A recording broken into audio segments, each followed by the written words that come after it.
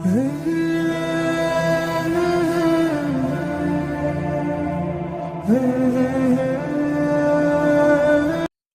Al Faisal tours and travels کی جانب سے جو 15 دن کے پیکیج پہ آئے ہوئے ہیں، آج ہم طائف کی زیارت کے لیے آ گئے۔ طائف جو ہے ایک تاریخی مقام ہے۔ اللہ کے نبی حضرت محمد مصطفیٰ صلی اللہ علیہ وسلم جب نبوت سے سرفراز فرمائے گئے تو آپ نے مکۃ المکرمہ میں اللہ کی توحید کا پیغام گھر گھر پہنچانے کی پوری کوششیں کی اور ہر جگہ دعوت کا کام آپ نے پہنچایا۔ 10 سال گزرنے کے باوجود وہاں پر بہت کم ایسے لوگ تھے جو ایمان لائے، بہت کم تھے۔ پھر اللہ کے اور ایمان تو لانا دور کی بات ہے، الٹے تکلیفیں دیا کرتے تھے۔ آپ کے راستے میں کچرا ڈالا جاتا، آپ کے اوپر غلاظت ڈالی جاتی، جگہ طرح سے تکلیفیں دی جاتی، جو لوگ ایمان قبول کرتے ان کو تکلیفیں دی جاتی۔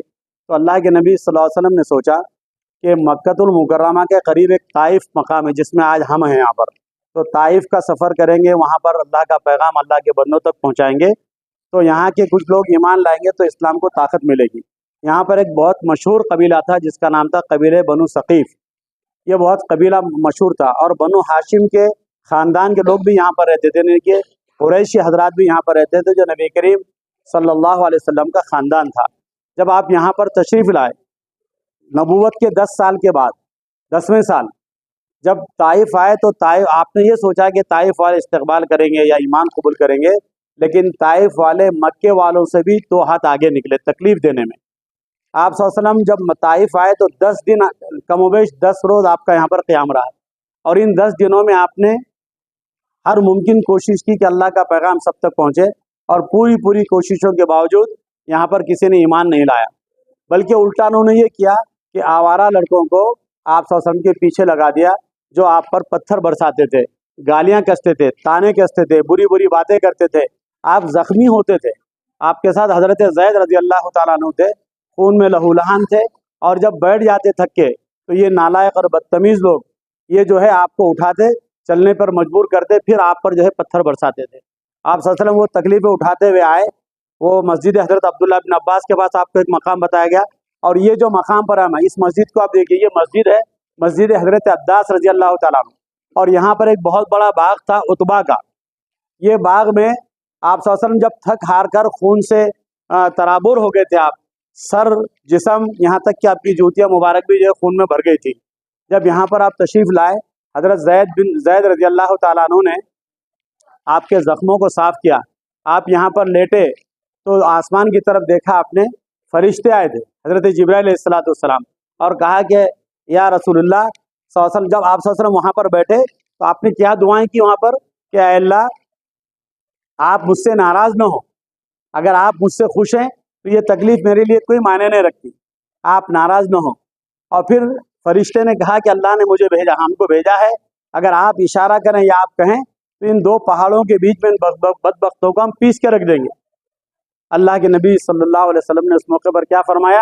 اللہم اہدی قومی وانہم لا یعلمون، یا اللہ ان کو ہدایت دے، یہ مجھے جانتے نہیں ہیں، میری قدر کو نہیں جانتے، اور آپ نے جو ہے ان کو معاف کر دیا۔ کہا کہ یہ لوگ نہیں سدھریں گے، یہ لوگ میری بات کو نہیں مانیں گے، لیکن ان کی اولاد میری بات کو مانیں۔ آج اللہ کا کرم ہے کہ طائف میں سارے کے سارے لوگ ایمان والے ہیں۔ تو میرے دوستو، اللہ نے ہم کو یہاں پر بلایا، ہم یہاں پر پہنچے، اللہ کا ہم شکر ادا کریں، اور جو تکلیفیں نبی کریم صلی اللہ علیہ وسلم نے صحیح ہے ہمارے خاطر صحیح ہے۔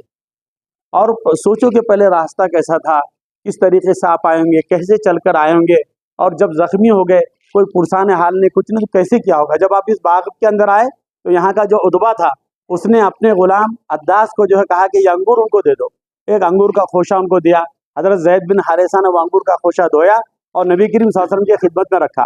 آپ صلی اللہ علیہ وسلم نے اٹھایا اور کہا بسم اللہ الرحمن الرحیم، تو وہ عداس جو غلام تھے انہوں نے کہا کہ یہاں کے لوگ تو ایسا نہیں کہتے، تو انہوں نے کہا کہ تم کہاں کے ہو؟ تو انہوں نے کہا کہ میں نینوا کا رہنے والا ہوں۔ تو حضرت اللہ کے نبی صلی اللہ علیہ وسلم فرمایا کہ اچھا حضرت یونس علیہ السلام کے گاؤں کے ہو تم؟ فرمایا کہ ان کو کیسا جانتے آپ؟ کیا ہے کہ میرے بھائی کا رشتہ ہے، وہ بھی نبی ہے اور میں بھی نبی ہوں۔ پھر اللہ کے نبی صلی اللہ علیہ وسلم نے حضرت عباس رضی اللہ تعالیٰ عنہ کے سامنے ایمان کی دعوت رکھی۔ حضرت عباس رضی اللہ تعالیٰ عنہ نے آپ کے ہاتھ پر ایمان لائے، آپ بہت خوش ہوئے۔ اتنی محنت کے بعد پوری قوم نے نہیں، لیکن ایک غلام نے ایمان لایا، تو ایسا لگا جیسے آپ کے زخموں پر کسی نے مرہم رکھ دیا. تو نبی کریم صلی اللہ علیہ وسلم کے ہم امتی ہیں، ان کے ہم یاد میں آئے ہیں، بیٹھے ہیں، اور دعا کریں، درود شریف پڑھیں، اللہم صلی علی محمد وعلی آل محمد کما صلیت علی ابراہیم وعلی آل ابراہیم انک حمید مجید، اللہم بارک علی محمد وعلی آل محمد کما بارکت علی ابراہیم وعلی آل ابراہیم انک حمید مجید. ہم سب دعا کریں کہ اللہ تعالی ہم کو اسی طرح سے آپ صلی اللہ علیہ وسلم کے طریقوں پر چلنے کی توفیق عطا فرمائیں. ابھی انشاءاللہ یہاں پر ہم ظہر کی جماعت کر لیں گے، اور جماعت ہونے کے بعد میں پھر پہلے دو رکعت تحیۃ المسجد پڑھ لو، پھر ظہر کی جماعت کر لیں گے.